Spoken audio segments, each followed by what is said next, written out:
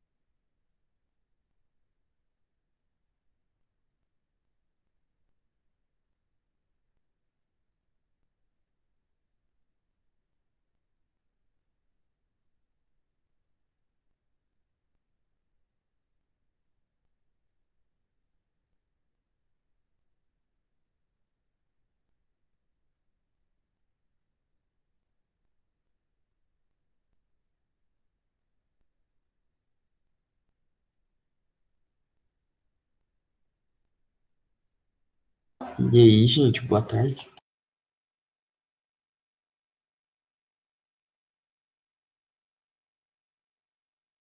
Boa tarde, Milton. Fala aí, João.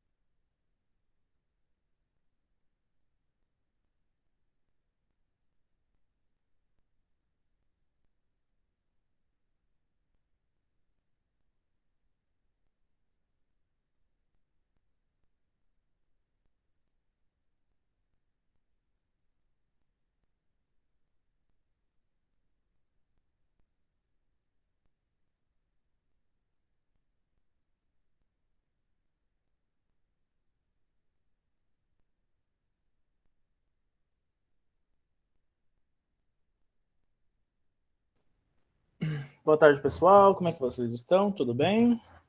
Tranquilos? Boa tarde, professor. Boa Boa tarde. tarde. Boa tarde a todos. Bom, meus queridos, alguns comunicados aqui importantes. Vamos ter uma prova semana que vem, tá bom? Prova de história.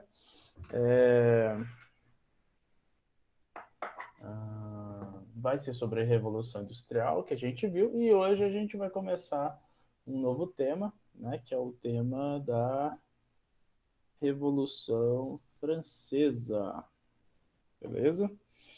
Então, não vai cair a Revolução Francesa na prova de vocês, tá? Vai cair apenas Revolução Industrial. E o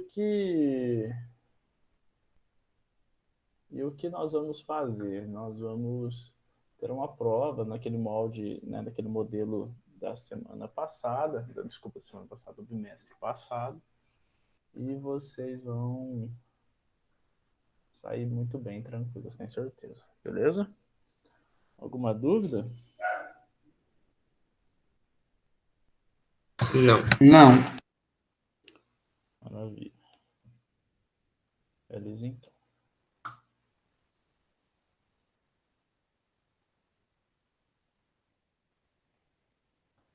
Já ouviram falar de alguma coisa sobre a Revolução Francesa?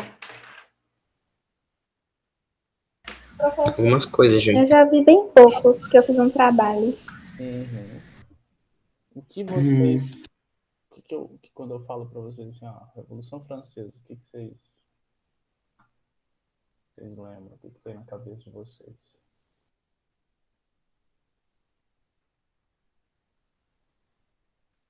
Tudo isso?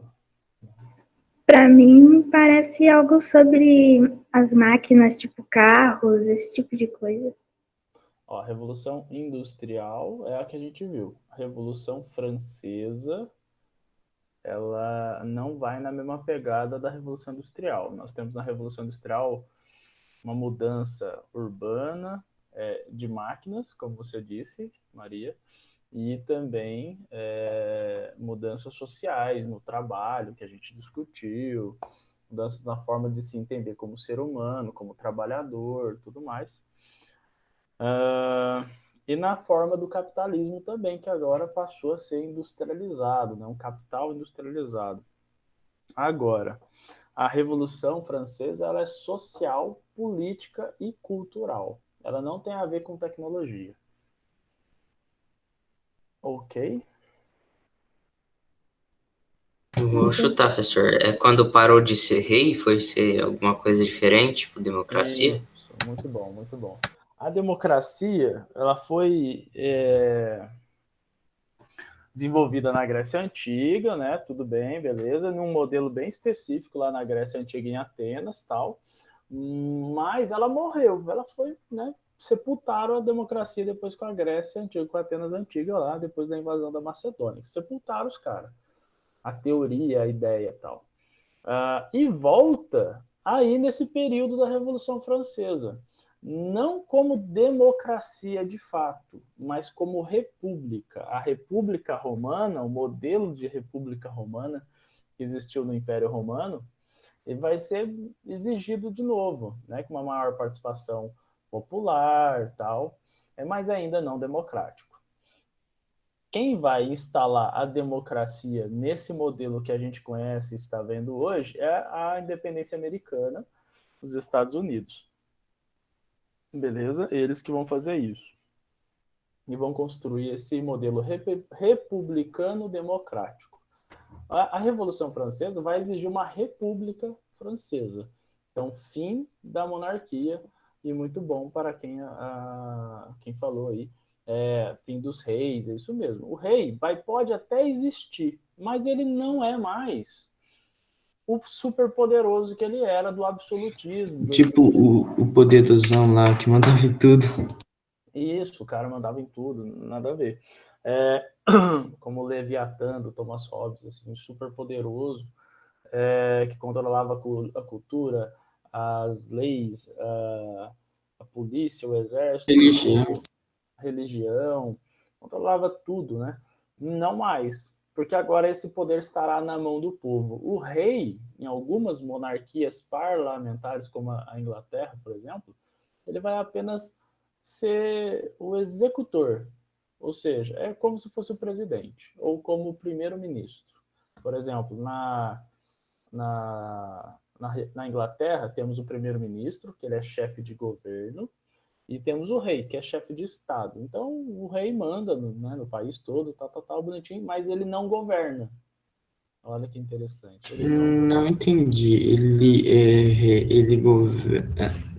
Ele é chefe de Estado, ou seja, ele é representante da Inglaterra, beleza? Então ele é apenas um representante. Isso. Agora, quem é chefe de governo é quem governa. E aí vai ser o primeiro-ministro, como foi a Margaret Thatcher, o Winston Churchill. Eu tenho Tem uma biografia massa aqui do Churchill. Ai,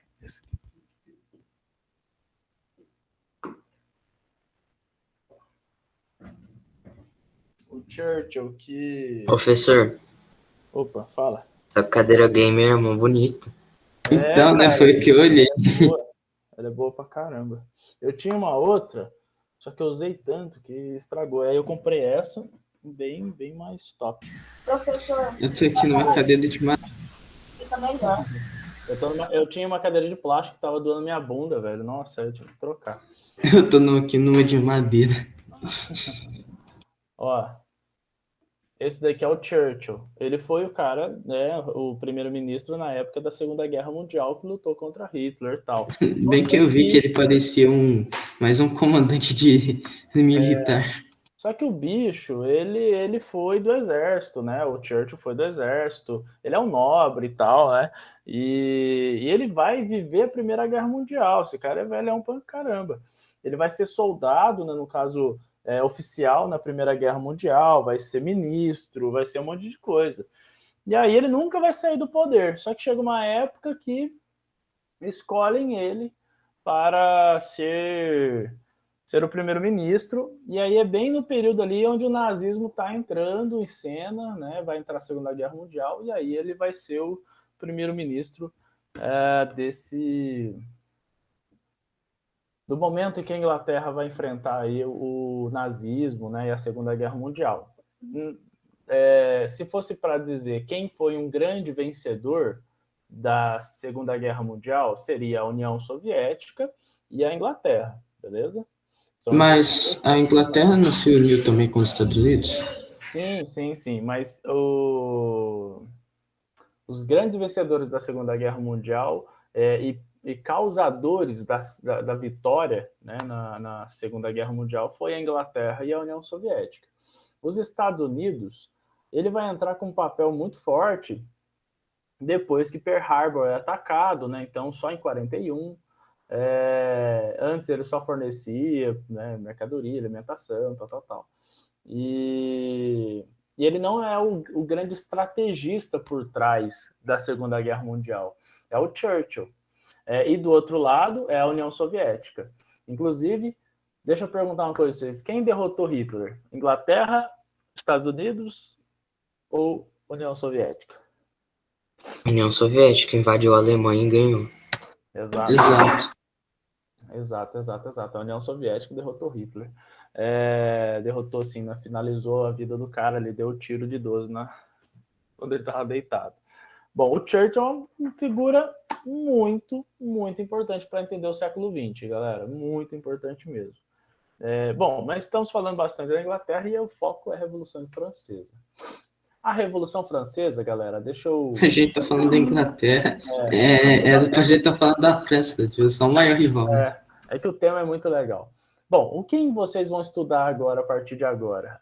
A Revolução Francesa, e vai desembocar em um período conhecido como Era Napoleônica. Vocês vão estudar Napoleão. Um grande militar aí. Um grande estrategista, um homem brilhante na arte da guerra. Tanto que vocês vão ficar chocados. Era a França contra 7 países lutando contra a França e o bicho ganhava, velho, assim, nas guerras, assim, pra vocês terem uma noção. Imagina isso. Vai ter 7 coligações, 7 junções de países para enfrentar a França. Quando Napoleão vai assumir o controle da França, acho que a 3ª ou a 4ª coligação que vai enfrentar ele. Mano, tadinho dos caras. Não tem nem muito o que fazer, não. Quem derrota a primeira vez derrota Napoleão, gente? Quem sabe?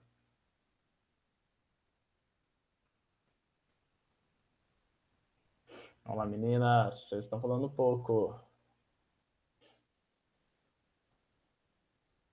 Fala de novo, professor, que Queijo?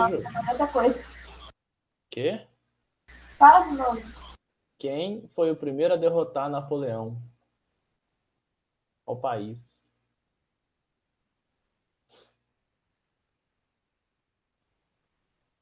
Bom, vou acabar com o mistério. A Rússia, que futuramente será a União Soviética. E é engraçado que se Hitler tivesse lido um pouco a história, da história napoleônica, ele não ia brincar com a Rússia lá não, velho. Mas o tonto foi lá brincar com a Rússia, se ferrou. Não, verdade. O cara, otário, tinha que ler um pouco de história, gente. Já tinha livro de história sobre essa batalha. E ainda falavam que ele era inteligente. Não, pois é. Quem? O Hitler ou o Hitler ou o Napoleão? Você falava que é inteligente. O Hitler. Não, então. Ele tentou. Não, vou fazer melhor que Napoleão. Não deu certo. Mano, não dá para ser melhor que Napoleão em guerra, não. Bom, conseguiram ser. É a Inglaterra, inclusive, que venceu a França, mas depois de muito custo. Inclusive, tem algum Wellington aqui? Não, né? Não, mas eu tenho um amigo que é. Pois é, o nome do Wellington o nome dessas pessoas que se chamam Wellington, vem de um Duque de Wellington, que foi o vencedor contra... o professor que era Wellington, o Zuzu. É verdade. O Zuzu, o nome dele é Wellington, e o nome dele vem desse cara, que é o Duque de Wellington, que venceu Napoleão na Batalha de Waterloo. Bom, e aí o cara ficou famoso, né? E todo mundo começou a botar o nome dos filhos de Wellington, aí até chegar na gente aqui. Mas que nome feio, né, gente? Vamos começar. Rapaz. Melhor Zuzu, né?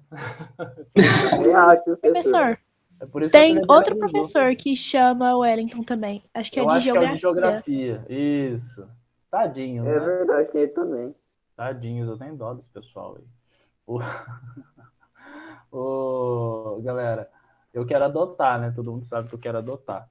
E eu morro de medo. Até perguntei para o juiz da vara da infância e da juventude se eu podia trocar o nome da criança caso viesse com um nome estranho, assim, sabe? Morro de medo. Imagina, você adota uma criança e aí o nome dele vem Davidson, vem Wellington. Pelo amor de Deus. Mas aí. Sacanagem. Davidson é sacanagem, professor Davidson. Ué. Mas aí ele tem que ser bebê, né, mano? Porque, tipo assim, criança.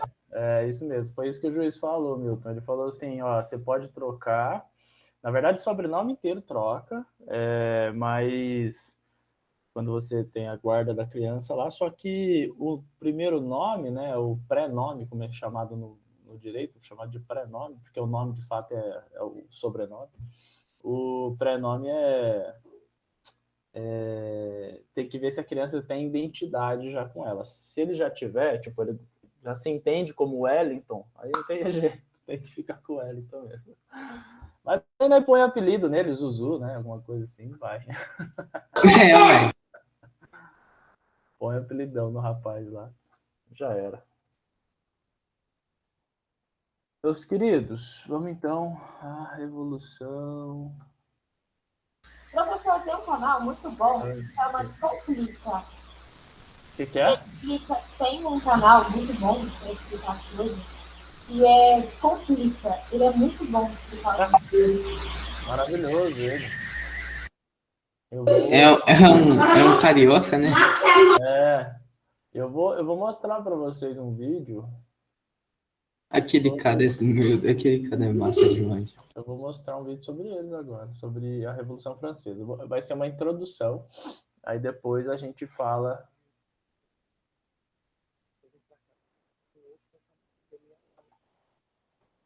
Aí a gente começa a nossa aula aí, de fato. Bom, a aula de Revolução Francesa ela é dividida em três partes, tá? Então, serão 3 semanas seguidas de aula de Revolução Francesa. Por quê? Porque tem a primeira parte que vocês vão ver hoje, tá? Ela é o desenrolar dela, da Revolução, a primeira parte. Por que aconteceu a Revolução Francesa? Então, tem um monte de acontecimentos que vão ter que ser trabalhados, beleza? Tipo, as causas da Revolução Francesa, o que levou à Revolução Francesa, vocês vão ver que é uma sequência de desgraça que vai acontecer na França e... não tem outra palavra. Bem que aquela aula que o senhor mandou a gente ver no YouTube, tá falando lá da era lá do Napoleão, as rainhas lá. Pois é. É uma sequência de desgraça muito doida, tá?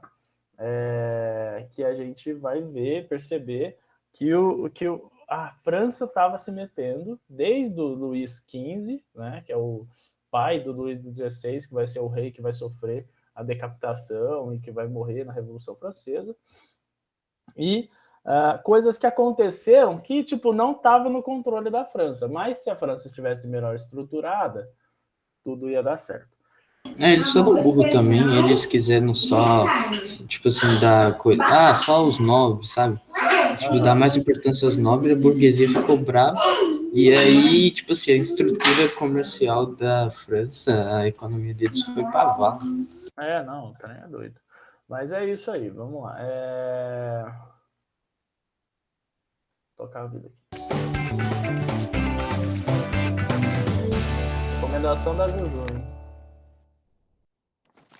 Bem-vindos a mais um Quer Que Desenhe? O assunto de hoje é um dos eventos mais importantes da história. Por isso, fique ligado, vamos destrinchar a Revolução Francesa, ou as Revoluções Francesas, uma fase que durou 10 anos, entre 1789 e 1799. Antes da gente entrar no assunto, não esqueça de deixar aquele like gostoso aqui no canto do vídeo. Se você já for inscrito, aperta o sininho para receber as notificações e ficar sempre de olho nas novidades do canal. O mapa completão fica disponível para você baixar a qualquer momento. É só clicar no link da descrição aqui embaixo. Agora, sem mais delongas, vamos falar de contexto. O que levou o povo francês a se rebelar assim? Bem, nesse período a França era um país muito rural, com uma sociedade repleta de desigualdades sociais, dividida em 3 classes: o primeiro, o segundo e o terceiro estados. O primeiro e o segundo estados representavam o clero e a nobreza, respectivamente. Eram a privilegiada aristocracia francesa.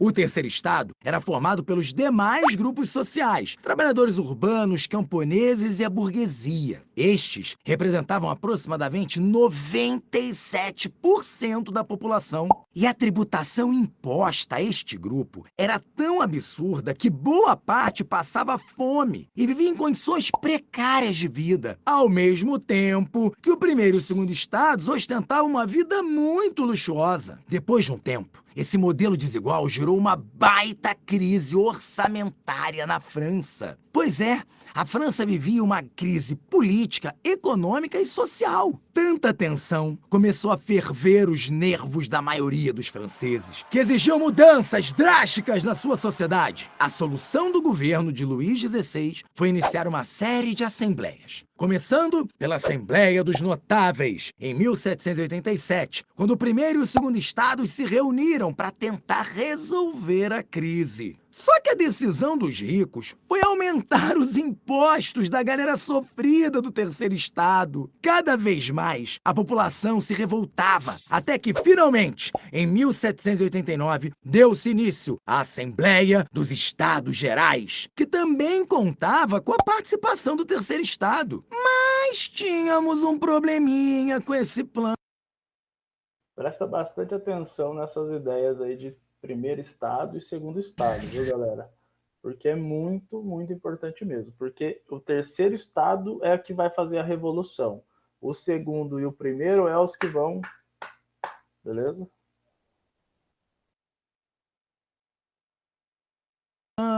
O peso dos votos era contabilizado de 1 para 1, ou seja, o terceiro estado representava 97% da sociedade, mas teria direito a apenas um voto. Fica a dica, hein? A desproporção da representação social francesa volta e meia cai no Enem. Fica de olho, hein? Os representantes do terceiro estado fizeram, então, 2 reivindicações ao rei. O aumento do número de deputados, na verdade era para os deputados do terceiro estado terem o mesmo número de deputados do primeiro e do segundo estado somados, ok? E que a votação não fosse por estado, e sim por cabeça, por deputado. Mas o rei, Luís XVI, com medo de entrar em atrito com a sua aristocracia, demorou muito a tomar sua decisão. Insatisfeitos, os deputados do terceiro estado se separaram e se autoproclamaram em Assembleia Nacional Constituinte, datada de 1789, sujeitando a monarquia francesa a uma constituição. Era o início da Revolução. Agora vamos a um fato muito importante. Paralelamente ao processo político, ocorre uma grande revolta popular em 14 de julho de 1789,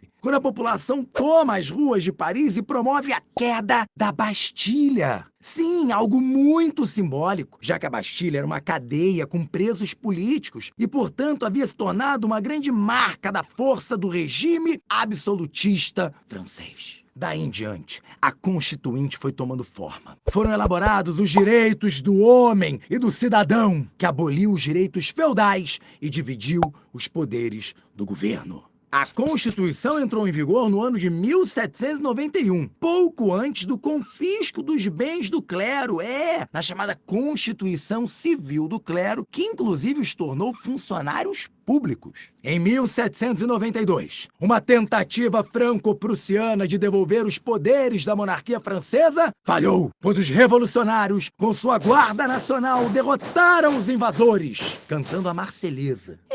Luís XVI foi julgado, considerado um traidor da França e decapitado na guilhotina, a navalha nacional, um dos maiores símbolos da Revolução. Depois disso, começou a República Jacobina. Sim, os jacobinos, aquele grupo da burguesia mais próxima do povo. Esse período foi marcado por algumas conquistas populares. O fim da escravidão nas colônias, o fim dos direitos feudais sobre a terra, inclusive o início de uma distribuição de terras na França, e o fim do voto censitário, sim, o sufrágio universal masculino. Mas a instabilidade política e o medo da contra-revolução levou os jacobinos à radicalização. O chamado período do terror, que durou de 1792 a 1795 e levou milhares de perseguidos políticos à guilhotina. Anotem aí, um grande nome que surgiu nessa época, Robespierre. Ele foi membro do Terceiro Estado e um líder importante da Revolução Francesa. No entanto, a ditadura e o terror levaram à derrubada dos jacobinos e à decapitação desse líder.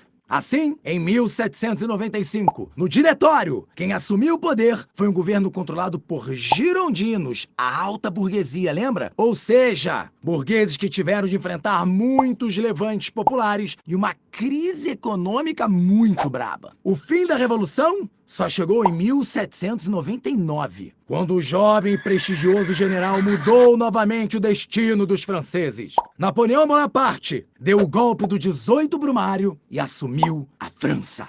Nascia um grandioso ícone da história francesa, que apesar de ter implantado um império controverso, trouxe a tão sonhada estabilidade política e desenvolvimento econômico que o país precisava. Mas isso é assunto para um próximo. Quer que desenhe? Vale a pena lembrar que os legados da Revolução Francesa vão além dos valores de igualdade, fraternidade e liberdade. Foi ela que derrubou o antigo regime, o absolutismo, sistema político baseado no modelo aristocrata. Através dela, deu-se início ao mundo contemporâneo, criando um novo modelo de sociedade que afetou não só a França, mas o Ocidente como um todo. Eu falei pra vocês que era um dos eventos mais importantes da história, viu? E aí, gostou do nosso resumão? Então não perca e baixa... Professor, em alguma matéria a gente viu esse vídeo, mas eu acho que foi matéria de geografia. Vamos lá. Geografia, trabalha Revolução Industrial também, porque fala sobre geopolítica, né? E essa matéria, galera, é muito importante, mas muito importante mesmo. Veja só, se a gente pegasse uma linha do tempo e fosse identificando os marcos, tá, da história, eu vou mostrar uma aqui para vocês, que é bem legal. Quer ver? Vamos ver se eu consigo. Acho que eu consegui. Tem uma propaganda idiota ali, mas... Ó. Vocês vão ver agora uma divisão. Olha lá como é que é a divisão da história da nossa espécie, tá? Nós temos aqui o surgimento do homem moderno, né? 100 mil anos atrás. O surgimento da escrita, beleza? E aí começa, ó, fim da pré-história e começo da Idade Antiga. Aí quando que acaba a Idade Antiga? Quando cai o Império Romano, beleza? Queda do Império Romano Ocidental. Bom, quando que acaba o próximo período da história, que aí é conhecido como Idade Média? É quando tem a tomada de Constantinopla pelo Império Turco Otomano, no século XV. E aí temos a Idade Moderna. Até agora, que nós estamos estudando, até agora, Idade Moderna é o que tá, é o título da nossa história, beleza? Porém, quando acontece a Revolução Francesa, é o fim da Idade Moderna.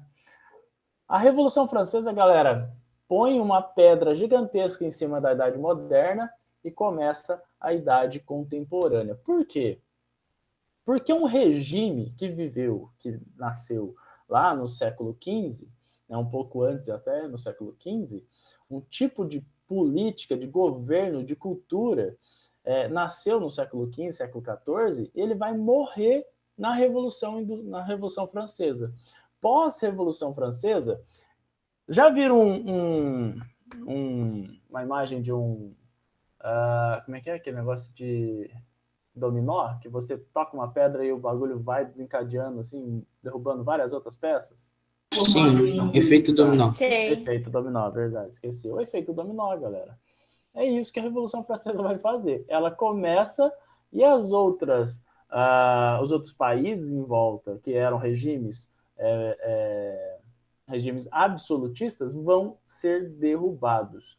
Veja só, em 1789, que é o ano da Revolução Francesa, começa a Revolução Francesa. Depois dela, vai ter em 1820, 1830, 1840, Vai ter um monte de épocas, assim, pós-Revolução Francesa, que vai derrubar um monte de regimes.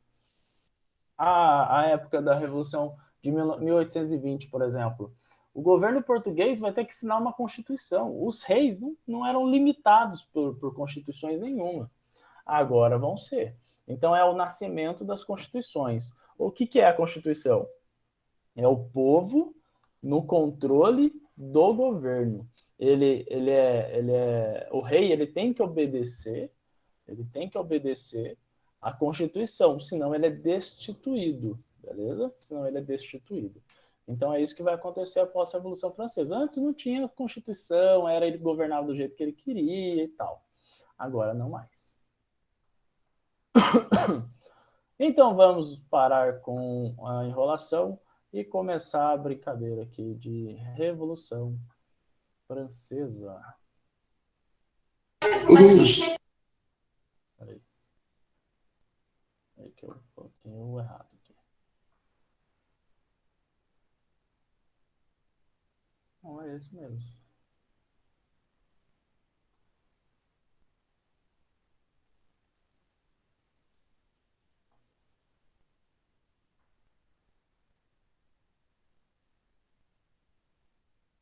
Peraí, tem um problema técnico aqui.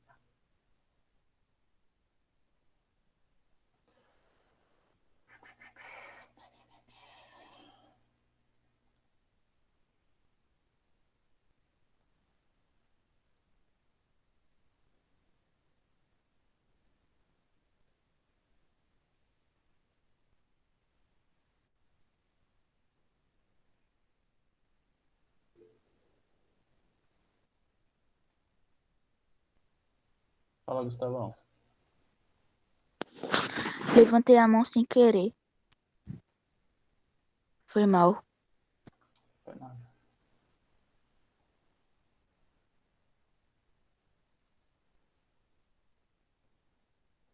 Bom, vamos lá então agora.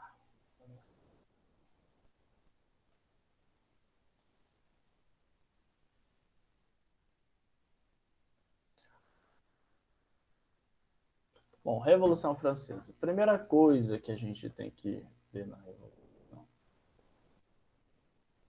Aqui. Primeira coisa que a gente tem que ver na Revolução são as causas estruturais. A gente vai dividir as causas que vão levar à Revolução Francesa em duas coisas: causas estruturais e as causas conjunturais.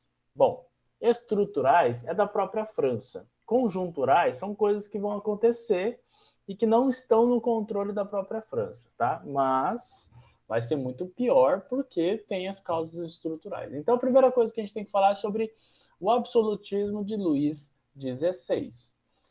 O que é um absolutismo, galera? A gente discutiu bastante, já viu o absolutismo e tal. É o controle total na mão de um rei, beleza? Controle total de todo o país, até da religião e tudo mais. Bom, o Luís XVI, ele vai usar o imposto, né, que os franceses pagavam para custear a sua corte e os seus gastos pessoais, que eram absurdos, tá? A corte francesa, galera, tinha muita gente nobre e tal, que morava lá, e o gasto era absurdo, beleza? Então, mantinham festas, comida, vestido, roupa, animais, coisa que vinha da Índia, umas coisas muito doidas. Bom, quem que pagava imposto? Não era o primeiro e nem o segundo estado. Então, o primeiro e o segundo estado, alto clero, primeiro estado, segundo estado, alta nobreza, tinham apenas 500 mil pessoas para toda a França. E eles eram isentos, beleza? Terceiro estado era a burguesia e o povo. Eles tinham mais ou menos 24 milhões e meio de pessoas, e eles que pagavam os impostos, tá? E sustentava toda a elite. Bom, então o que está acontecendo aqui? O que vocês estão vendo? Uma injustiça gigantesca. Qual? Os ricos, tá? E membros da igreja são proprietários, grandes proprietários de terra, assim, absurdo a propriedade de terra desses caras, de riqueza deles, e eles não pagavam nenhum imposto, apenas o terceiro estado, a burguesia e o povo. Então, isso é uma injustiça que vai ser um absurdo, né, as pessoas aceitarem isso. Bom, dívida externa, pessoal. Temos uma dívida externa francesa muito grande. São 5 milhões de libras esterlinas devendo para a Inglaterra, né, para os ingleses, para os bancos ingleses. Sendo que a França só recebia de imposto 2 milhões e meio. O que isso quer dizer? Quer dizer que a França está falida. Está falida, beleza? Se você gasta mais do que tem de dinheiro, você entrou em falência, beleza? Ah, não, eu tenho um gasto de 10 reais e eu recebo 10 reais. Você não está falido, você está pagando suas dívidas. Claro que você está vivendo uma situação desgraçada, mas você não está falido. A França já estava falida, porque ela não conseguia pagar nem os empréstimos e a dívida externa dela. Galera, agora vamos para um outro item aqui. O Tratado de Eden-Genenval. O que esse tratado quer dizer? O que esse tratado tem de importante? Bom, tinha um tratado econômico feito entre a França e a Inglaterra para organizar, né, todos os empréstimos da França com a Inglaterra e prometer, né, vão pagar, tudo bonitinho. Em troca, né, vocês facilitam a vida para a gente aqui, que a gente deixa isento os impostos dos produtos ingleses. Como assim? Vamos supor, o Luigi, ele vem de Havaiana, beleza? O Luigi é francês e vem de Havaiana. O Milton, ele vem de Ipanema, só que ele é inglês. Então, a fábrica dele fica na Inglaterra, do Luigi fica na França. Beleza. O produto do Milton, ele é mais barato, porque quando ele vai entrar na França, não tem nenhum imposto sobre ele. Então, o Milton, que tem uma revolução industrial acontecendo, né, na Inglaterra, poderosíssima tal, ele vende de um jeito mais barato. Então, veja só, a população francesa vai comprar o chinelo mais do Luigi ou mais do Milton? Meu, rapaz. Do Milton, beleza? Por quê? Porque é mais barato.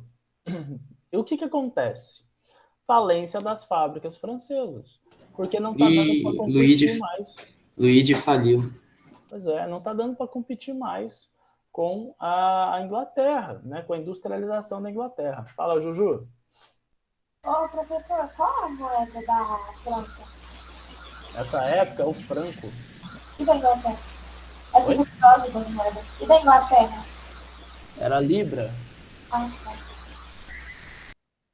Bom, aumento do desemprego, tá? Então, se o Luigi fechou a fábrica dele, ele teve que mandar embora seus empregados. Mas não é só com a fábrica do Luigi, é os produtos ingleses entrando e competindo com os produtos franceses e fechando fábrica da França pra caramba. O que vai gerar? Vai gerar descontentamento da burguesia, que está perdendo, tendo que fechar suas empresas, e do povo que está ficando desempregado. E aí, galera, vou pedir licença aqui para vocês, para apresentar aqui um quadro, porque vocês vão, que é bastante importante aqui, vocês perceberem o que acontece. O que acontece quando uma pessoa, né, entra nessa situação aí de desempregado. Então, olha só, presta bastante atenção.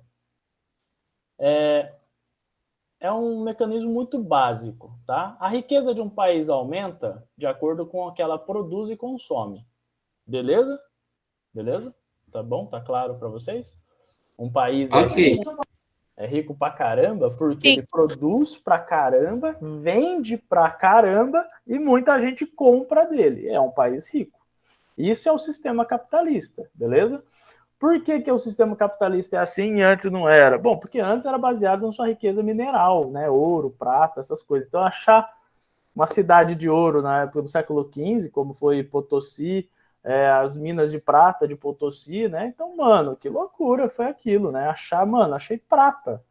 Imagina os diamantes de Botsuma lá na África do Sul. Os caras que colonizou Botsuma, né? Que foi a Inglaterra, trombou com um país que é cravado, feito em cima de uma rocha de diamante, mano. E os caras ainda conseguiu colonizar, ficou rico pra caramba. Não, imagina isso. Esses dias atrás, acho que foi 2 semanas atrás, ou 1 semana atrás, acharam o segundo maior diamante do mundo lá. Mano, é um tijolo. O bagulho é um tijolo, saca? Rapaz. É desse tamanho o negócio, é uma pedrona desse tamanho. Não dá nem pra pôr no pescoço o negócio, né? Amanhã vai ficar assim, né, o cara. E eu que faço armadura de diamante lá no joguinho. Não, é tudo falso. Então, veja só. Quando você entra no sistema capitalista como a Inglaterra estava, mano, ela estava produzindo pra caramba, tinha emprego, né, desenvolvendo bastante emprego, bastante fábrica, claro que tinha um exército ainda de pessoas desempregadas lá, que levava a diminuir o valor do trabalho e tal, mas a França está no caminho contrário, está fechando fábricas por conta daquele tratado lá. Olha o que acontece quando você tem uma empresa fechada, ó. Vou colocar aqui, ó, falência, beleza? 1. O que acontece quando acontece a falência 1? Desemprego. Beleza? Gerou desemprego, as pessoas têm dinheiro para comprar as coisas? Não. Então, menos consumo. Se tem menos consumo, galera, as empresas que produzem alimento, por exemplo, vão ter uma diminuição no consumo, então elas vão ter uma diminuição na produção. Elas têm que diminuir a produção, porque elas não vão produzir para ninguém. Eles têm que diminuir menos. Então, menos consumo. As empresas que fornecem consumo, né, comida, esse tipo de coisa, vão ter que gerar desemprego. Vão ter que causar desemprego. Então, desemprego. Vou ter que mandar embora a galera que trabalha nas fábricas, nas coisas, para produzir alimento. Então, menos emprego.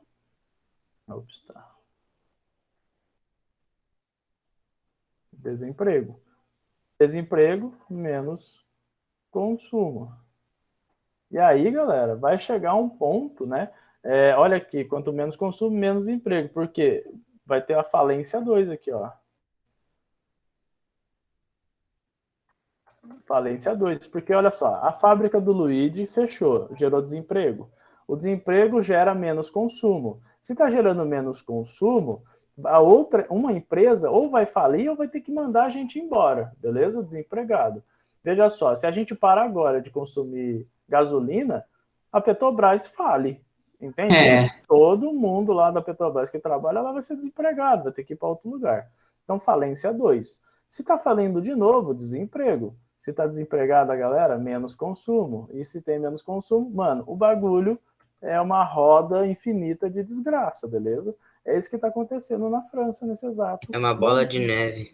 Isso, uma bola de neve horrível, saca? Horrível que vai acontecer com a França. Bom, então tá nesse processo aí de desemprego, né? Tá acontecendo um monte de coisa e horrível. Vamos lá. Terceiro ponto estrutural da França. A França tinha relações ainda feudais, tá? Que é a exploração do campesinato.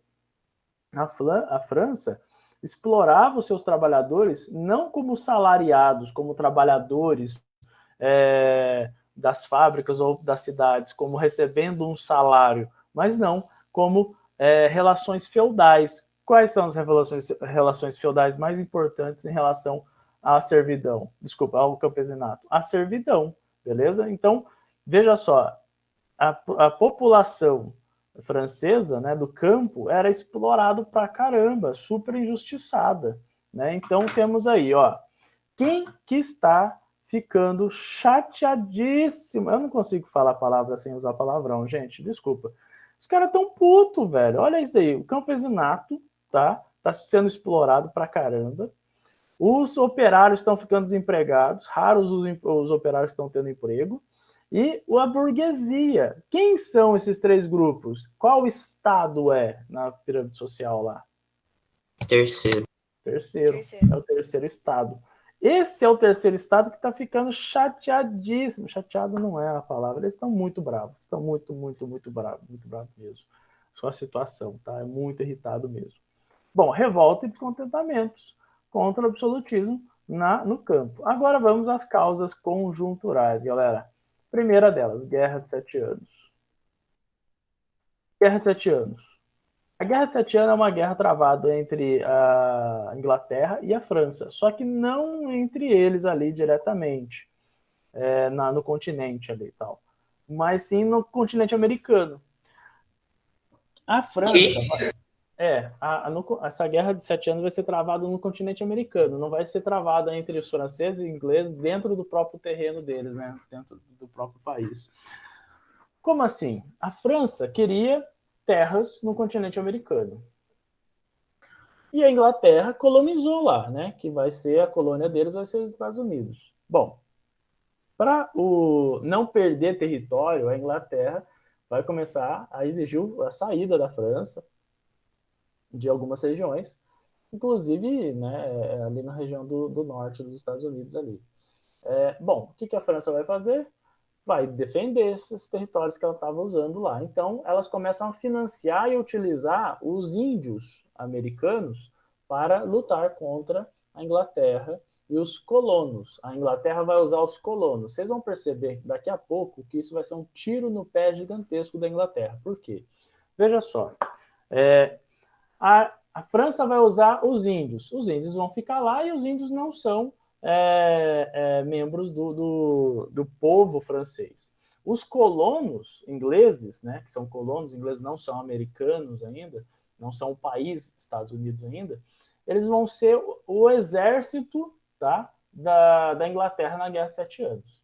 Só que a Inglaterra vai fornecer treinamento para os caras, treinamento militar e armamento. O que isso vai gerar de problema para eles? Bom, os colonos americanos vão saber agora guerrear, né, usar armas, ter treinamento militar e armas. Eles não vão devolver essas armas mais e nem esse treinamento.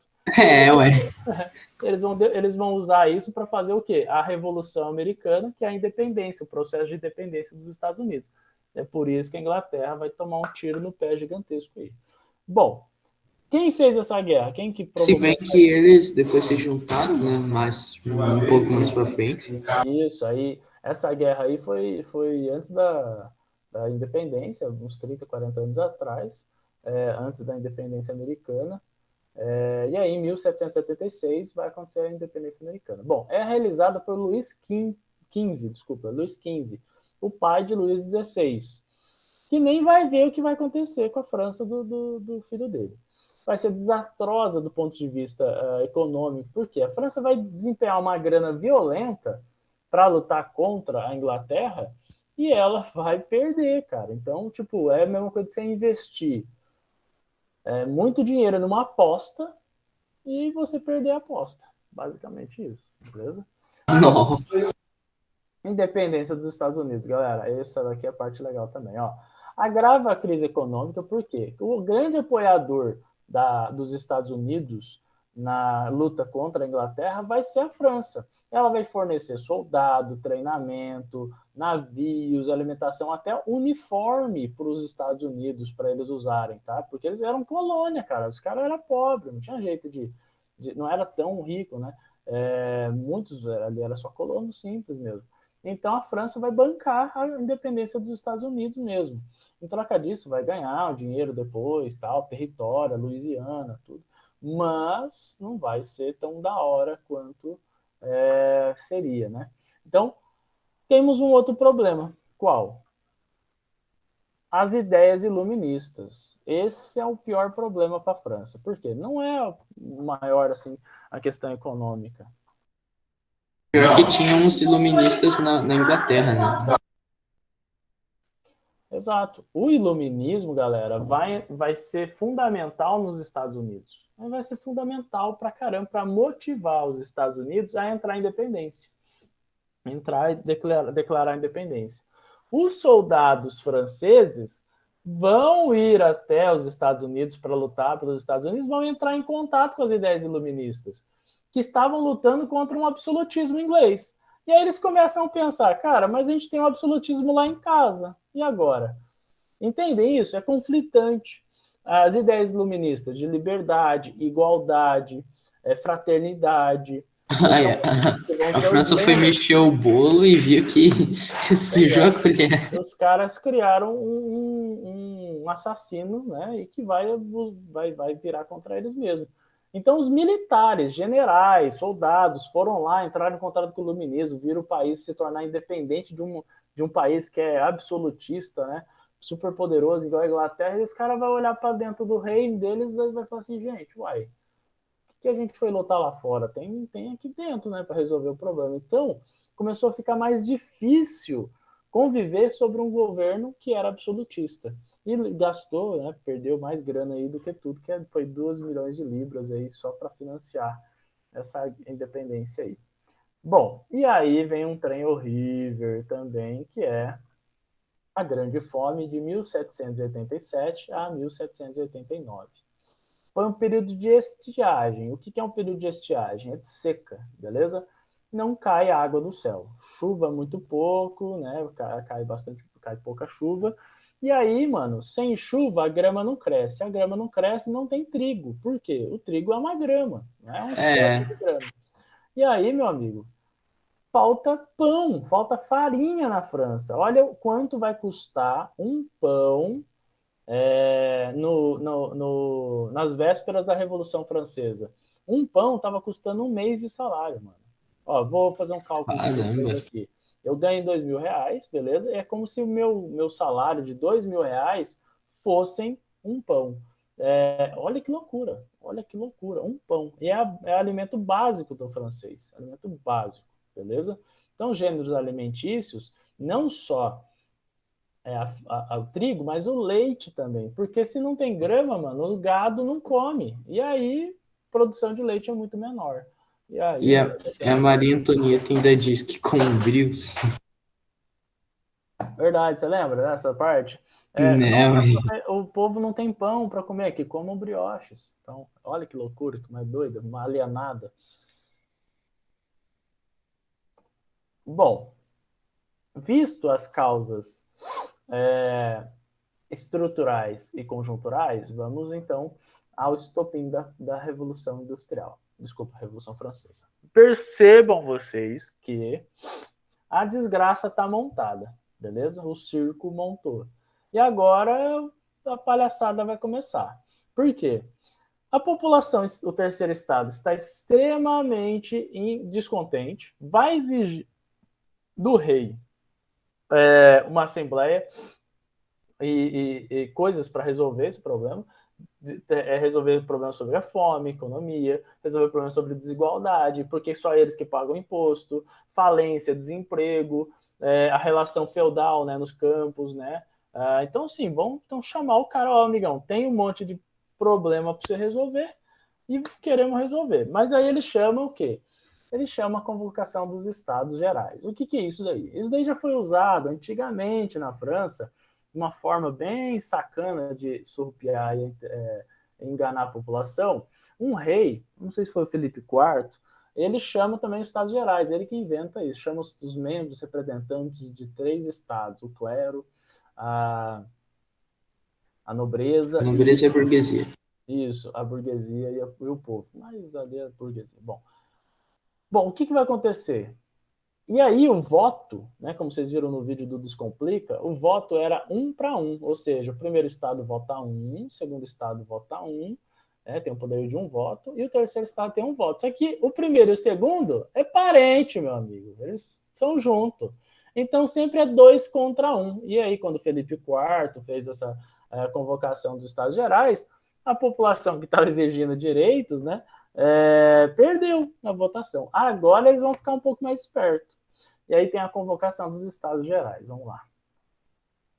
Demissão do ministro Calonne, tá? Esse cara era um babaca, ruim pra caramba, não estava conseguindo resolver os problemas. E aí eles, isso tudo aconteceu em 1789.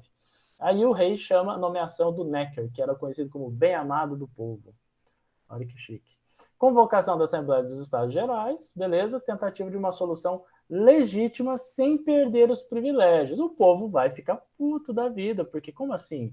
Vocês não vão perder seus privilégios, não vão pagar imposto. Como que a igreja não vai pagar imposto e tal? Mano, os caras vão ficar muito bravos. por pressão, temos uma votação por cabeça e não por estado. Olha lá.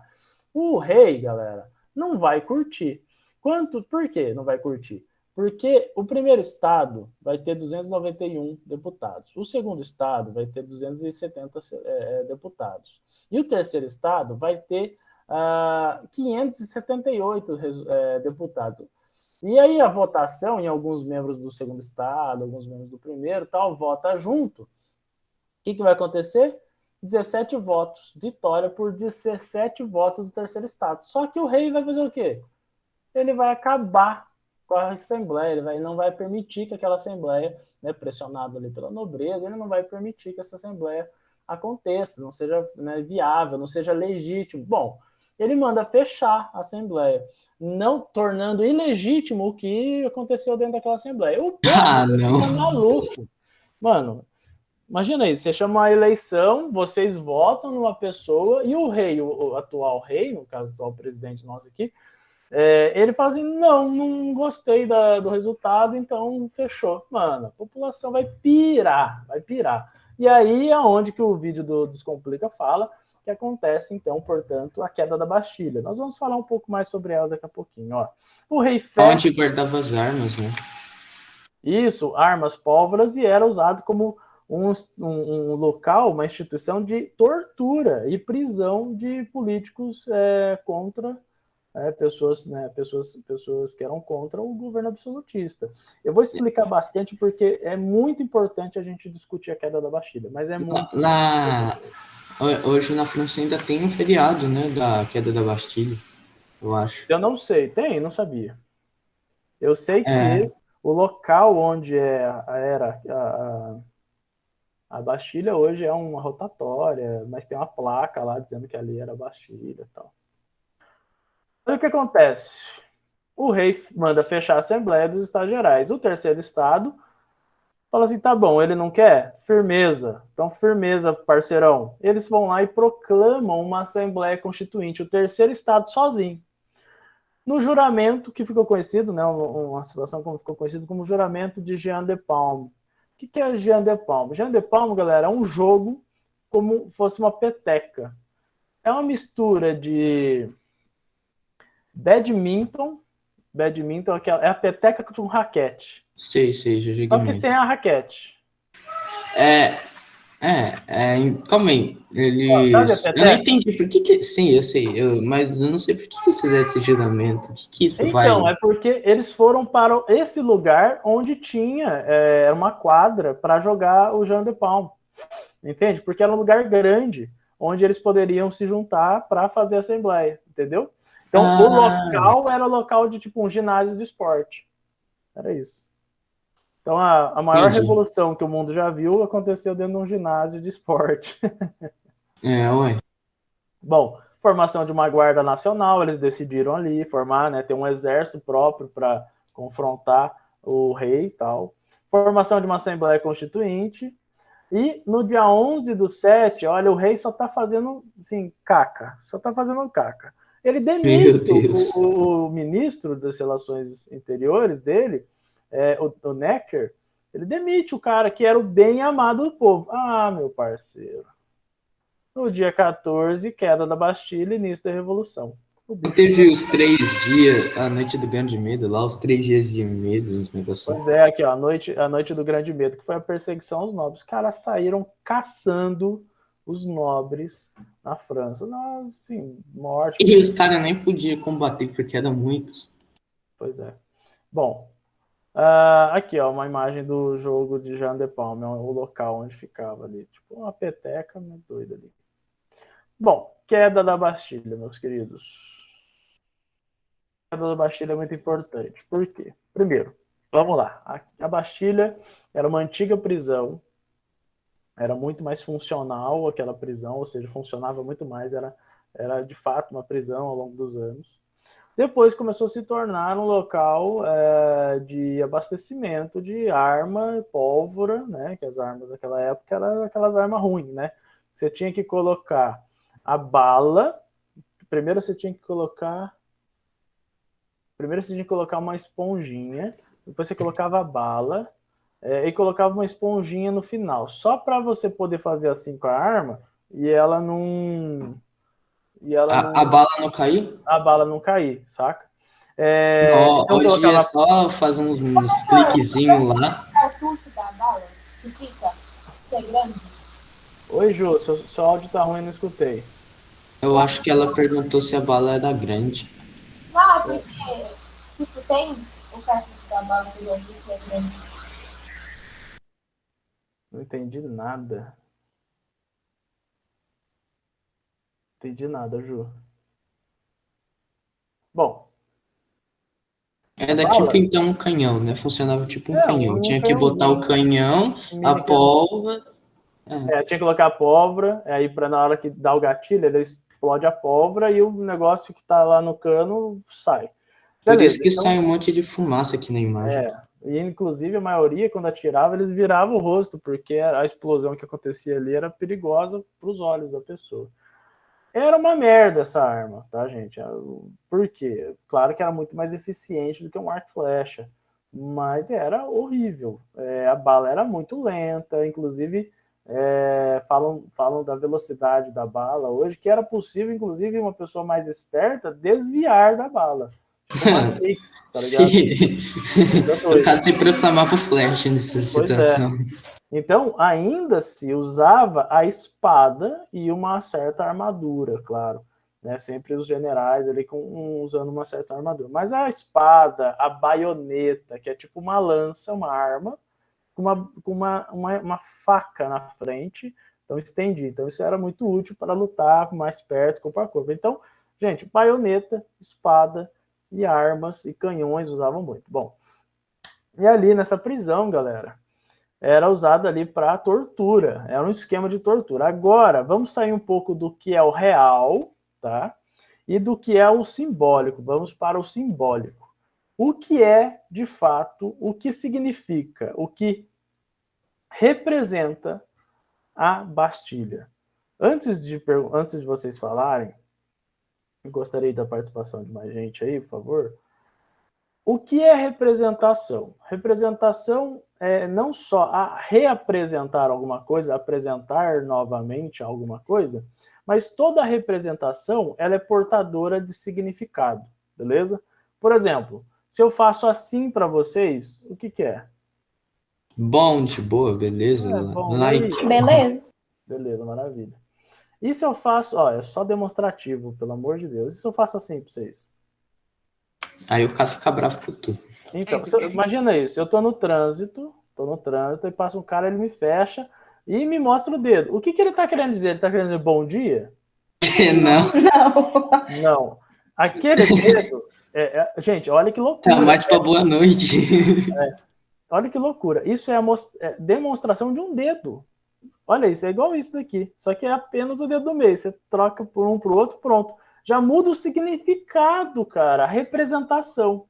Olha como é poderoso. Nós, socialmente e culturalmente, criamos sobre mostrar o dedo do meio uma coisa muito ofensiva. Uma coisa ofensiva. Você faz isso para uma pessoa que você não conhece, a pessoa vai ficar chateada, irritada, vai te quebrar a cara.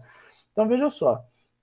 É um problema. Isso é representação, beleza? Eu vou além um pouco na representação. Lucas, no caso a Maria Clara Lucas. Oi, professor. Luquinha, deixa eu perguntar pra você, que filme que você gosta, querida? Peraí, professor, rapidão, minha mãe tá me chamando aqui. A mãe é mais importante que eu agora, como assim? Eu tenho que fechar o portão. Ô, galera, fala pra mim alguém aí um gênero de filme que gosta. Comédia. Ação. Mistério. Ação é do bom. Eu escutei comédia. O que é o filme de comédia? É uma sequência de imagens e linguagens que faz com que você ria, não é? Que você tenha uma sensação diferente da tristeza. Isso é o poder da representação. Um filme de terror, mano, olha isso. Uma criança, à noite, escuta um barulho na cozinha. O imbecil vai descer a escada para descobrir o que é o barulho. Eu nunca fiz isso na vida. Essas crianças não são... É sempre assim os filmes. Então, Tem um e barulho a pessoa, atrás. ela tem o todo dia filme inteiro para isso. tomar um copo de leite. Então, ela vai tomar às 3 da manhã. Ela vai tomar às 3 É da manhã. verdade. Mano, Tem o dia inteiro pra ir no banheiro. Vai no banheiro às 4 da manhã. E vocês separaram nisso? Nunca o filme de terror escuta uma coisa, um barulho no banheiro e a pessoa vai mijar e aí é assassinada? Não, sempre é na cozinha. Por quê, será? É na cozinha, no corredor. É uma coisa O doida. Bom, fantasma mas foi vamos com lá. fome. Bom, mas o que acontece? Quando o imbecil daquela criança, que né, precisa, obviamente, ir para ser tratada no médico, psiquiatra, ela vai descer na escada, a imagem sombria, a música ou o som, assim, o vazio do som que tipo, te faz te concentrar naquela cena, vai causando na gente um efeito cartático, que é um efeito é um mista de sensação de tipo, não vai aí, imbecil, você fica com raiva, depois você fica com medo, né? Na hora que, tipo assim, o imbecil tá indo, você tá com raiva. Não faz isso. Mas Sim, lá, vez que eu não assisto filme de terror, eu não fico com raiva da pessoa. Algumas vezes dá vontade de gritar, sair, mas ninguém escuta. Minha mãe briga com... E assim, essa é a sensação. Isso é o poder da representação. Agora, se a gente pegar, já que a gente entendeu um pouco mais sobre o conceito de representação, qual é a representação da Bastilha para o terceiro estado?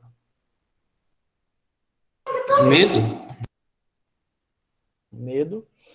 Beleza. Ela causa medo no terceiro estado. Agora, qual é o poder de representação da Bastilha para o rei? Poder. Galera, a Bastilha representa o que o rei é. Porque, veja só, eu faço alguma coisa errada na Revolução Francesa, antes da Revolução Francesa, faço alguma errada, ou critico o rei francês, é para ali que eu vou. Então, qual é as consequências das minhas exigências de liberdade, igualdade e tal? A Bastilha. E lá é instrumento de tortura, violência e tudo mais. Quem vai lá não vota mais. Então, veja só, olha que doideira. A Bastilha representa o poder real do rei. Porque quem vai contra o rei sofre as consequências nesse prédio, que é uma representação física do poder do rei. Então, destruir a Bastilha não era apenas uma estratégia militar, ou seja, de pegar armas e pólvoras e tudo mais, mas simbólica. Destruir a Bastilha é falar assim, ó, amigão, corre, porque agora não tem mais para onde você ir, amigão, não tem mais o que fazer. Então, tipo assim, destrói. Quando cai a Bastilha, é a mesma coisa que falar assim, agora que não tem mais Bastilha, o que você vai fazer? Entendeu? Então é basicamente isso. É como, sabe quando você está jogando Mario Bros e aí acaba a estrelinha? É mais Não tem mais o que fazer, velho. Agora é só tentar ser normal ali no meio de todo mundo e tentar correr, saca? Basicamente isso. Bom, deixa eu ver aqui. Bom, nossa aula está chegando ao fim, mas eu acho que dá para chegar a falar sobre isso daqui ainda. Vamos lá. Primeiro documento da Revolução. Nós vamos ter a Declaração dos Direitos do Homem e do Cidadão. Declaração dos Direitos do Homem e do Cidadão. Homem e cidadão. Tá falando mulher aqui? Não era pra... Tá falando de estrangeiro aqui? Então, mulher e estrangeiro não tinha os direitos que a Revolução estava pregando. Mas vamos deixar um pouco de lado isso, vamos falar das coisas boas. Por quê? Finalmente, coisas boas na história. A gente parece que sempre está estudando desgraça, né? Mas, finalmente, esse texto é maravilhoso. E ele e o Bill of Rights, lá, a Carta de Direitos da Inglaterra, na Revolução Puritana. Essa declaração, galera, vai ser inspiração para a Carta de Direitos Humanos que a gente tem hoje, que é fundamental, tipo, assim, muito, muito importante. Então, assim, é um baita de um documento. Só tem um problema. Qual? Ela é extremamente preconceituosa e limitada, né? Com mulheres, principalmente. Mas é maravilhoso do ponto de vista histórico. Nunca na história uma população, ou seja, o pobre, né, a parte pobre do negócio, que é o terceiro estado, que a maioria era pobre, campesinato, conseguiu tamanho feito, que é o quê? Uma carta de direitos. Amigão, todo mundo nasce igual agora. Eu sou nobre. Amigão, tanto faz. Tanto faz. Não faz sentido nenhum para nós agora isso daí. Você e um camponês, fala isso para um nobre na Revolução Francesa, mano, é muito doido. Amigão, ó, deixa eu falar uma coisa para você. Você e um camponês ali do norte da França é a mesma coisa. Mesma coisa. Olha que genial. Esse texto é maravilhoso, tornando as pessoas, pela primeira vez na história da humanidade, iguais. Por que pela primeira vez na história da humanidade? Porque mesmo na Grécia Antiga, nós vamos ter um problema de escravidão, né? A ideia de escravidão ser tipo, uma diferenciação de pessoas. Agora não. Agora, inclusive, vão libertar os escravos. Eles não merecem mais isso daí. Então, olha só, merecem, como se merecesse antes. Mas não, nada a ver. Então, ó, base iluminista. Bom, com limites, porque é o cidadão, homem e francês. Então, tem esse limite aí. Mas vai dar um gatilho para muita coisa. É tão preconceituosa que lá no meinho da Revolução Francesa, na primeira parte da Revolução, nós vamos ter uma petição da Maria Guzzi. Essa é uma mulher, né, que apoiou a Revolução, e vai escrever, ela e umas amigas vão escrever a Declaração dos Direitos da Mulher e da Cidadã. Meninas que estão escutando essa aula maravilhosa e top, a primeira petição por exigência de direitos femininos na história da humanidade, tá bom? Então é um período assim maravilhoso. O problema é que ela foi executada por Robespierre, o cara achou um absurdo isso aí, mas Tamires, você tá tentando falar alguma coisa, querida? Não, liguei sem querer. Bom, então, galera, é a primeira, né, tentativa aí de direitos da mulher na França, né?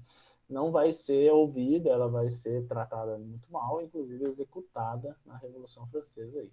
Porque logo depois que a petição é recusada, ela começa a fazer campanha contra os caras, né? E aí os caras vão mandar prender ela e vai executar.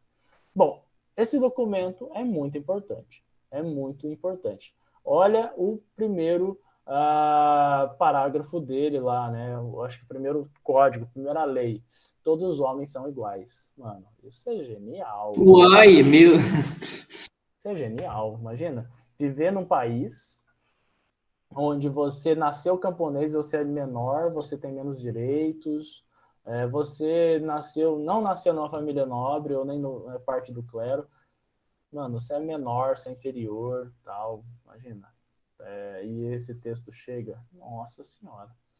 Eu vou mostrar aqui para vocês, quer ver? Declaração.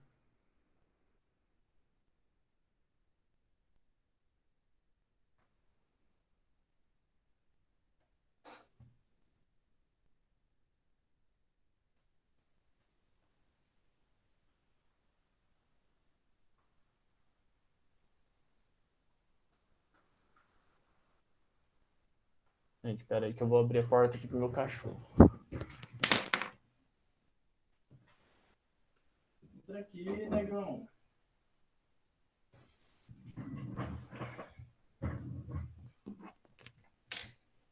Meu filhote, ele estava atrás da porta. Bom, ele foi escrito assim, fica lindo, maravilhoso, tal. 25 de agosto de 1789. E o primeiro artigo? Olha o primeiro artigo. Vocês não conseguem ver. Vou tentar aumentar. Agora dá, né? Os homens nascem e são livres e iguais em direitos. As distinções sociais só podem fundamentar-se na utilidade comum. Artigo 2. A finalidade de toda associação política é a conservação dos direitos naturais e imprescritíveis do homem. Direitos naturais. Que aula que a gente teve que vai falar sobre direitos naturais? Quem lembra? Oh, minha princesa, veio ver a aula também? Não? Ninguém?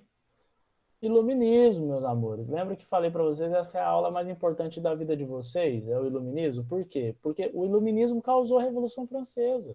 O iluminismo causou a revolução inglesa, americana, desculpa, a Revolução Americana, que é a independência americana. Foi o iluminismo. Veja só, Luigi, presta atenção. Opa. Imagina aí. Não, melhor. É mais impactante eu pegar uma mulher. Cadê as meninas dessa sala aqui? Cadê? Dessas turmas? E aí? Ah, Maria Rê.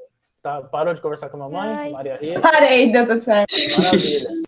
Pensa no seguinte. Como vocês pensariam em... sabe, como vocês saberiam identificar o machismo se vocês nunca tiveram alguém ensinando vocês isso? Se ele me trata diferente. Bom, mas veja só, vamos supor que essa sociedade é normal tratar assim. Quem que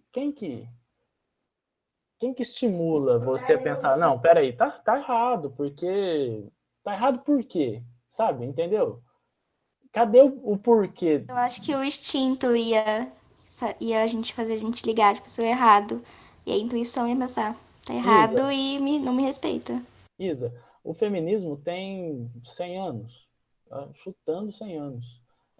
O resto da humanidade, a mulher foi submissa ao homem, né? Assim, não submissa, tipo, todas as mulheres concordavam, tal. Mas a maioria foi. Entende isso? O iluminismo, esse momento filosófico, ele vem discutindo liberdade. O que é liberdade? Muito longe do que a sociedade tal. A sociedade, vamos supor que ela está no mundo paralelo. Esses filósofos, eles ficam pensando e refletindo sobre o que é o amor, o que é liberdade, o que é conhecimento, o que é... E uma hora eles começam a falar assim, cara, olha essa sociedade do jeito que é. Olha o que está acontecendo. E eles começam a teorizar. Então o iluminismo fez o quê? Teorizou. Olha o John Locke falando. Pensa o seguinte. O nascimento é um processo social ou biológico, natural? Depende do sentido da palavra, né? Não. Depende do contexto. Você é feito por palavras ou é feito por relação sexual? É biológico. É biológico. Biológico. Maravilha. Então, veja só. Você, ao nascer, não foi dádiva social, foi uma dádiva natural, não é? É. Isso. Então, a vida é um direito natural e não social. Então, nenhum rei teria poder sobre a vida.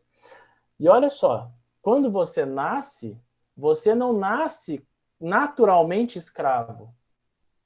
Você não nasce sabendo assim, ó, eu sou escravo. Eu não sei falar ainda, mas eu sei que eu sou escravo. Eu não tenho liberdade. Ninguém nasce assim. Você aprende socialmente. Olha a frase do Rousseau. O homem nasce bom, mas a sociedade o corrompe. Ao longo do nascimento dessa pessoa, do crescimento e desenvolvimento dela, igual vocês estão fazendo, vocês estão aprendendo coisas. E o Rousseau vai chamar que algumas coisas corrompem você.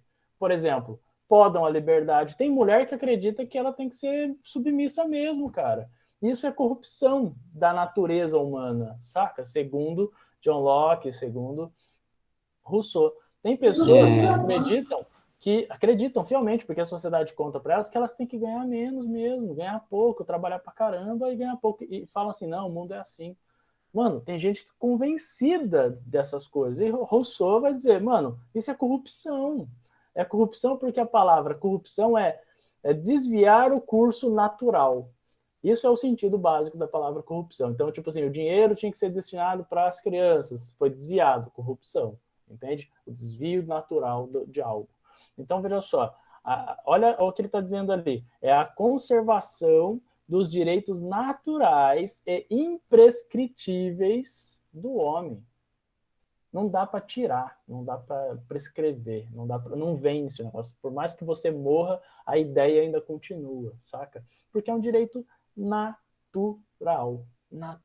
Nasce em você, não está nascendo num rei. Ah, você nasceu porque eu dei a vida a você. ou a liberdade e tal. Nada a ver. Entendem essa tacada? Bom, olha lá. 3. O princípio de toda soberania reside essencialmente na nação. Nenhuma operação, nenhum indivíduo pode exercer a autoridade que dela não emane expressamente. Gente, o que ele está dizendo? Ô rei, você perto do que é a nação, e o que é a nação? Todo mundo? Não é nada. Olha isso. 4. Liberdade consiste em poder fazer tudo que não prejudique o próximo. Olha que genial essa carta, gente. Ninguém mais lê esse tipo de coisa. A gente vê pessoas se entrando em lugares, querendo entrar em lugares, sem máscara, velho. Sem máscara. Tipo, estão no meio de uma pandemia e a galera querendo, tipo, sei lá, entrar no supermercado sem máscara. Mano, o princípio de toda... Desculpa, a liberdade consiste em poder fazer tudo que não prejudique o próximo. Mano, uma pessoa que entra sem máscara no local onde tem um monte de outras pessoas, por exemplo, senhoras, por exemplo, que tem comorbidade, pode morrer, pessoas que têm doença crônica, como pressão alta, hepatite, ou obesidade e tal. Mano, é um tiro de 12 na cara, velho. É muito difícil sobreviver quando pega Covid. Quantas pessoas foram diagnosticadas com Covid ontem? Vocês sabem? Em todo o Brasil? A Maria Rita sabe, certeza. Eu não sei não, mas deve ser muito mesmo. Chuta. Uns 10 bilhões, talvez. Uns 1.000, uns 5 milhões. 60 mil, mais ou menos. 60 mil. 100 mil. Na minha cabeça é muito. É muito, 100 mil. É 1/3 da população de Uberaba. 1/3 da população inteira de Uberaba se contaminou com Covid ontem. E foi recorde. Isso foi recorde. E tipo, mano, a gente tá vacinando. Não era pra estar desse jeito, saca? E morreu 2.000 e poucas pessoas ontem. E estamos vacinando. Tá certo que tá bem baixo ainda a vacinação, né? Perto de vários outros países. Acho que 20 e poucos % só do Brasil. A vacina resolve? Muito. A cidade de Botucatu, todo mundo foi vacinado. Todo mundo. A cidade de Botucatu é uma cidade do interior de São Paulo, que foi uma cidade teste para ver a eficácia da AstraZeneca lá, né? Aquela vacina. E é uma cidade pequena? Ela é uns 120 mil pessoas, mais ou menos. Eu tô chutando, porque eu morava do lado de Botucatu, dessa cidade aí, e a minha cidade tem 90 e poucos, e Botucatu sempre foi maior do que a minha cidade. Bom, eu sei que tem shopping gigantesco a cidade, é tipo uma Uberaba um pouco menor. Assim, sim. Bom, é maior que Araxá, isso eu tenho certeza. 46% de redução de contaminação só, e já quase está tendendo a zero o número de óbitos, ou seja, tipo, enquanto que a gente tem 2.000 mortes por dia, lá está quase parando de morrer gente. Por quê? As pessoas que estão morrendo, elas não são vacinadas, né? Não foram vacinadas e tal. Só que agora, os que estão sofrendo mais são os que sempre têm comorbidade, né? Que tem aquele problema. As outras pessoas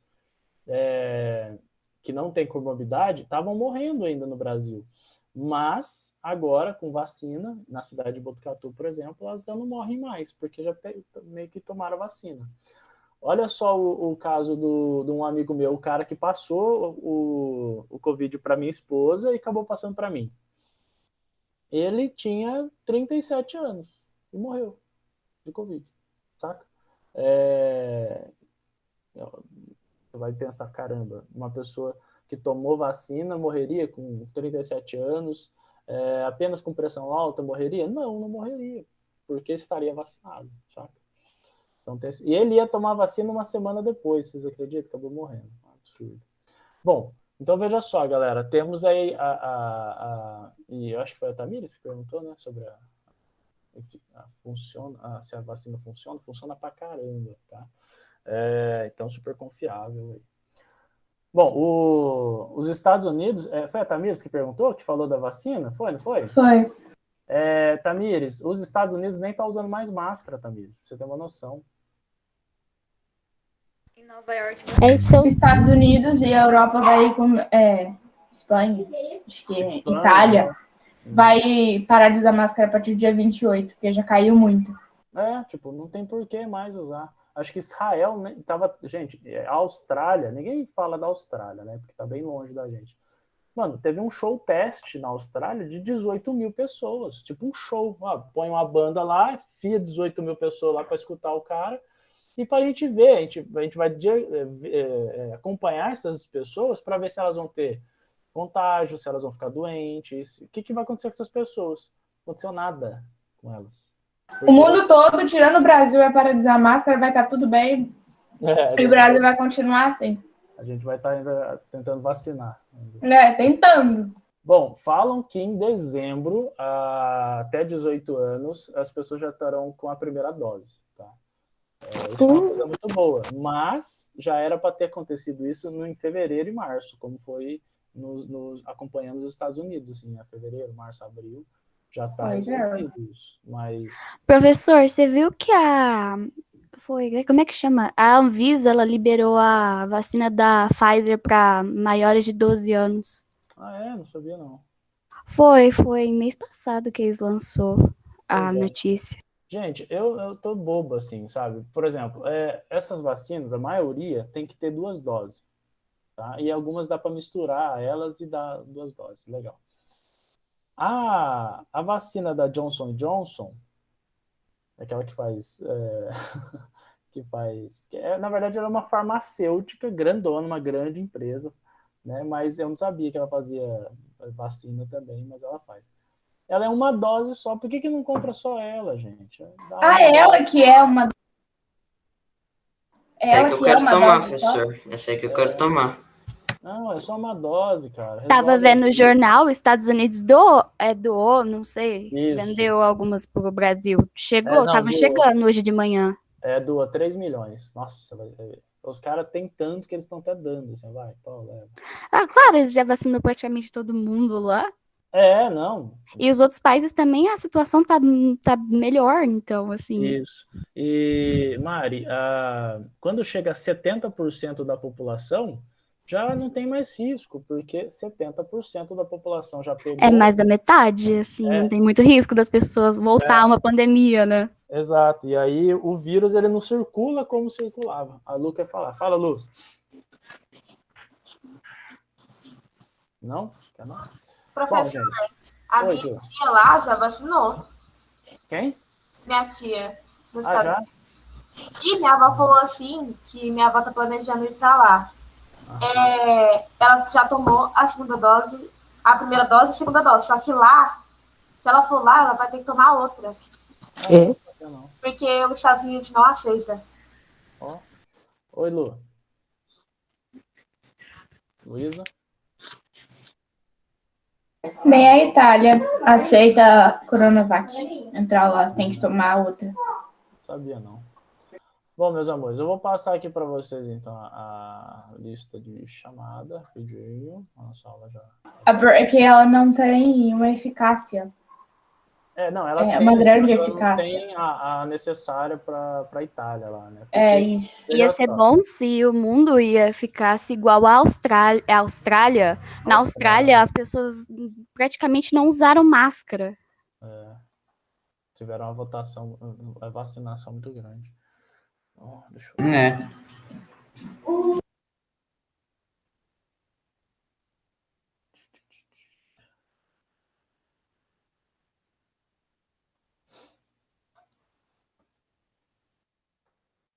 Professor, uma pergunta, você vai mandar os slides no grupo? Ou no Classroom? Posso mandar. Tá. É porque eu gosto de copiar. Sim, senhora, vou mandar. Quem que perguntou? Eu não estava vendo quem que era. Júlia. Não, beleza, Ju, mando já. Professor, você vai mandar a lista de presença agora? Eu tô preparando ela aqui para mandar para você, peraí. Professor, eu fico imaginando as crianças que nasceram no meio da pandemia. Não deve estar entendendo nada. Que é isso, né? Eu fico triste com a geração de vocês. Sabe por quê? Porque, mano, essa idade que vocês estão, a minha foi muito legal, cara. Foi muito legal. As coisas que eu tinha planejado, não só eu, né? Todos os adolescentes estão passando por isso, as coisas que a gente tinha planejado para fazer, né? Que a gente poderia estar fazendo na cidade, que não tem que preocupar com coisas da vida adulta, nossa. Mano, eu tava jogando muito basquete, muito handball. Eu não parava em casa, velho. Eu não parava em casa. Mano, é mó legal jogar futebol com os caras, mano. Não, você poderia estragar a minha alegria. Nem sabia que era. Mó saudade de ir pro cinema. Então. Mas, vou dar um spoiler, porque minha esposa é vereadora, tava conversando aqui com o prefeito agora há pouco. O cinema vai abrir. Beleza? Ô, professor, vai sair um decreto hoje que vai falar sobre a abertura do cinema. Só que tem um problema. Qual? 20% da capacidade apenas, tá? E aí ela falou assim, mas o negócio de comida tem que ser bem, né? Não pode comer lá, tal, específico. Mas quem que comia no cinema um trem caro do caramba, que pipoca era de ouro? Eu levava de casa, sorvete. A gente comprava skinny na bolsa. Não, é povo doido comprar as coisas lá no... Professor, A e B. O professor, tá A e B, professor. Desculpa. Professor, vou trocar. Nós passava na loja Americanas, que era na frente do cinema, comprava um Cheetos e ia lá comer. Pois é. Gente, tá corrigido agora. Só fechar e abrir de novo. Estamos passando nossa adolescência toda dentro de casa. Eu acho que ano que vem já as aulas vão voltar normal. E acho que esse ano ainda volta híbrido já, um pouco, metade e tal. Igual é no escola particular, tipo, um grupo primeiro, depois vai o outro e tal. Professor? É uma merda, viu? Eu vou avisar pra vocês que eu sou professor, eu dou aula na escola em sistema híbrido. É ruim pra caramba. Você não consegue ligar quem quer de qual sala, porque tá no grupo diferente e tal. É muito ruim. Mas é um caminho para voltar a ter as aulas presenciais. Mas ano que vem acho que já volta, se a gente conseguir vacinar todo mundo legal. Fala, Luiz. Professor, se voltar híbrido, eu vou só uma vez na semana, só para ver o povo e depois eu fico em casa mesmo. Cara, eu tenho alunos no gabarito que não voltaram, porque é muito arriscado, né? Ainda tem família que tem gente com comorbidade, que não tomou vacina. Por exemplo, tem uma aluna minha, a Clarinha, cara, faz 2 anos que eu não vejo ela, velho. Não vejo ela mais, porque ela só no online, cara. Ela não volta pra escola enquanto não tiver 100% seguro, assim.